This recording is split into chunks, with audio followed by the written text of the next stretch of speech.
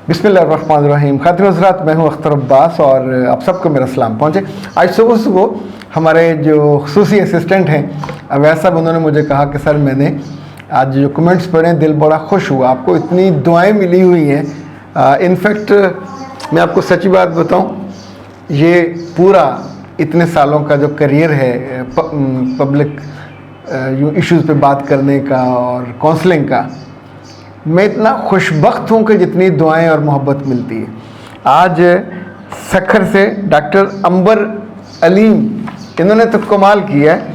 वो कहती हैं कि मेरी ख्वाहिश और दुआ है कि अल्लाह पाक आपको पाकिस्तान का सबसे बड़ा अवार्ड तमगाए हुस्न कारकर्दगी अता करे, निशान हैदर दे।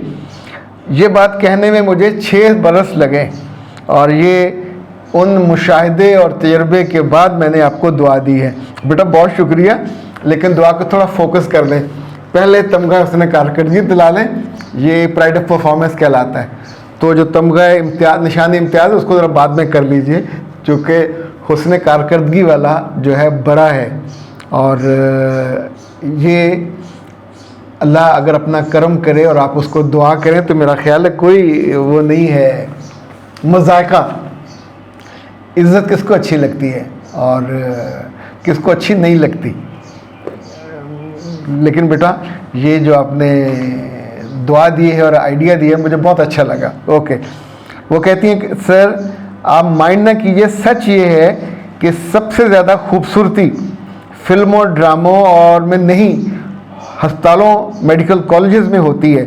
मैं चूँकि ख़ुद डॉक्टर हूँ, 5 साल मेडिकल कॉलेज के और 4 साल मेरे हॉस्पिटल के। डॉक्टर ही नहीं, नर्सेज भी बहुत खूबसूरत होती हैं। डॉक्टर और नर्सेज फीमेल ये अच्छे और मुतवसत घरानों से आती हैं। कमज़ोर घरानों से भी आएँ तो अपने आप को मेंटेन करना सीख लेती हैं। आप अक्सर डॉक्टर बच्चियों के बारे में बात करते हैं, जब आप बात करते हैं तो मुझे लगता है आप हमारे दिल में झांक के देख लेते हैं। साफ़ सुथरी जॉब है, बेहतर ज़िंदगी होती है, इसलिए खूबसूरती चेहरे पर आ ही जाती है। ऐसे में मेल डॉक्टरों की 3 कैटेगरीज़ हैं। पहली, ये जो अच्छे और ख़ानदानी घरानों से हों, डॉक्टर की बात कर रहे हैं, वो कभी अफेयर नहीं करते, वो टाइम पास नहीं करते। डॉक्टर लड़कियों ने पसंद आ जाए तो, कोई नर्स पसंद आ जाए तो वो शादी के लिए सीरियस होते हैं। उनसे किसी लड़की का नुकसान नहीं होता, ना फिज़िकल ना इमोशनल। दूसरी कैटेगरी, ये अच्छी तरबियत और अच्छाई से महरूम मेल डॉक्टर्स हैं जो अपनी कोलीगों को छोड़ हर नर्स पर भी मर मिटते हैं और इश्क लड़ाते हैं और उनको दागदार करके आगे चले जाते हैं। तीसरी कैटेगरी मर्दों की वो है जो शादीशुदा होते हैं, कामयाब होते हैं, अपने हॉस्पिटल या क्लिनिक करते हैं, 2-2 3-3 बच्चे भी होते हैं। ये दूसरी शादी के लिए डॉक्टर या नर्सेज को पसंद करते हैं। अच्छा बेटा, ये आपने बिल्कुल बजा 3 कैटेगरीज बताई। अब मुझे आपके इस मुशाहिदे और तजर्बे से इत्तेफाक है, इसे प्रॉब्लम सिर्फ दूसरी कैटेगरी वाले मर्द करते हैं। यानी पहली वाले, अगर आप सीरियस हो और आपको कोई भी बच्ची वहाँ पसंद आ जाती है तो ज़ाहिर है इंसान अपनी वैल्यूज़ देखता है। पर मैं बहुत सारे ऐसे डॉक्टर्स को जानता हूँ जो मेरे क्लाइंट हैं और कि जिन्होंने मेडिकल कॉलेज के 5 साल और हाउस जॉब का साल, वो सबसे क्रूशल होता है, और बाद में भी कभी किसी लड़की से बराह रास्त उस तरह बात करने की ज़रूरत ही नहीं की। यानी अपने पस मंज़र की वजह से समटाइम बंदा अपने आप को ज़रा इन्फीरियर समझता है, समटाइम कमज़ोर समझता है, समटाइम उसे अपनी इज़्ज़त बड़ी अजीज़ होती है कि कहीं इस मेरी इज़्ज़त पे हर्फ ना आए और अगला बंदा मुझे रिजेक्ट ना कर दे। ये लोग नुकसान नहीं पहुंचाते, यानी इन पे ये दिन में अंधेरे में काबिल एतबार होते हैं। ये वो 1 साल गुजरता है ना ये हाउस जॉब का, उसमें 24 घंटे इकट्ठे रहने का मौका मिलता है।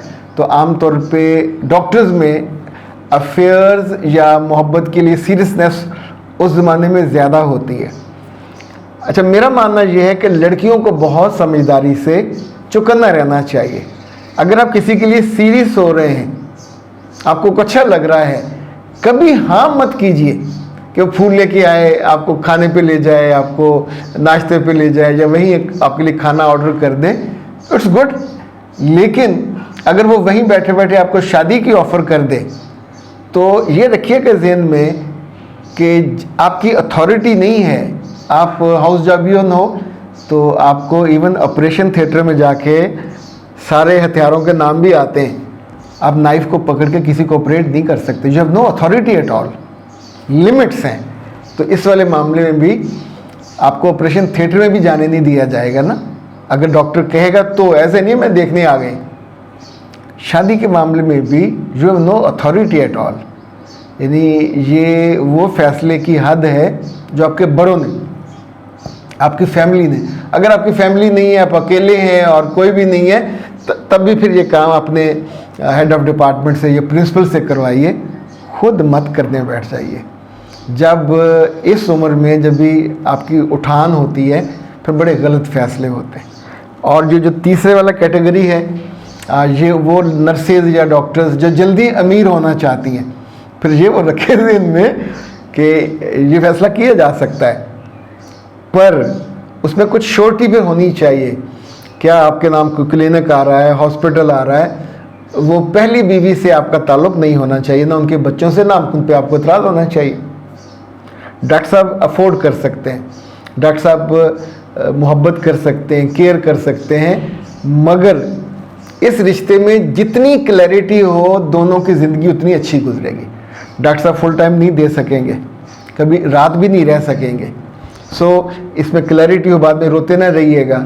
दूसरा ये कि फिर फुल टाइम तवज्जो मत उनसे मांगिएगा, वो नहीं मिलेगी, ये बाय डिफ़ॉल्ट इस दूसरी शादी के अंदर। लेकिन आपको गाड़ी मिल जाएगी, अच्छा घर मिल जाएगा, डॉक्टर साहब की रफ़ाकत मिल जाएगी।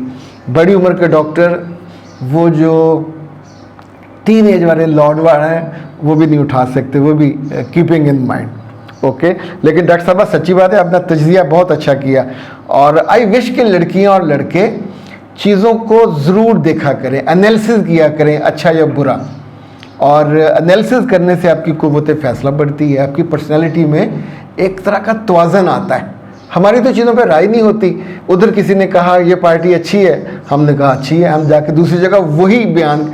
इवन मैंने जर्नलिस्टों को, बड़े बड़े जर्नलिस्टों को ये देखा कि हम खाने पे बैठे या प्रेस क्लब में बैठे, कोई बंदा आया, उसने आके एक मन घड़त कहानी सुना दी।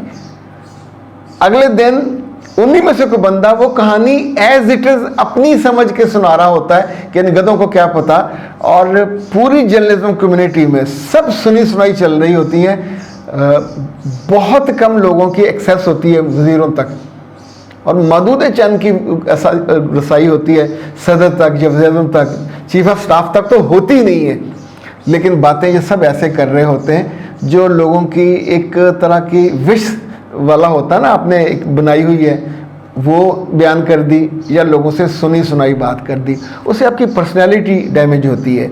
और हमेशा सुनी सुनाई बातों पे राय भी नहीं बनानी चाहिए। ले जनाब, इजाज़त से पहले मैं आपको ये बता दूं कि हमारी टीम ने बैरून मुल्क रहने वालों के लिए एक बहुत ही खूबसूरत तैयार किया है, ये डिस्प्ले वाला, और इस पर इनकी पूरी डिटेल दे दी गई है। आप अमेरिका में हो, ऑस्ट्रेलिया में हो, इंग्लैंड में हो, नॉर्वे में हो, जहाँ भी हो, सुबह 9 से रात 9 तक हमारी टीम से रब्ता कर सकते हैं। 033274684746, 0300-946-8746।